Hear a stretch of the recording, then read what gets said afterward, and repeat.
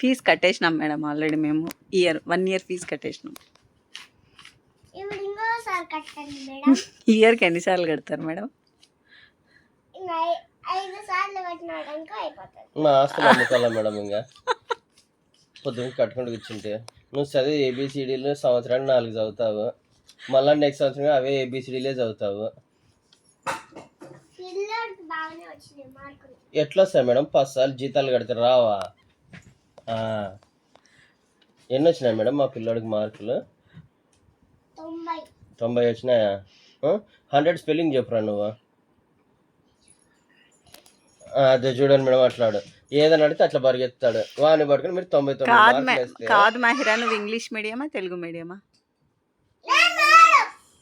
మరి 90 అనకుండా 90 ఏంది మహిరా? ఇట్లా 90 అనాలా మేడం? మాకు రాదు మేడం అట్లా వంగి వంగి చెప్పేకి. నువ్వు మేడం ఏందిరా? ఎంత మేడం ఫీజు కట్టాల్సింది? 1,000 లక్షలా? 95. అది 1 2 3 నేర్పించినారు కదా, అన్ని సంపద్దండి మేడం.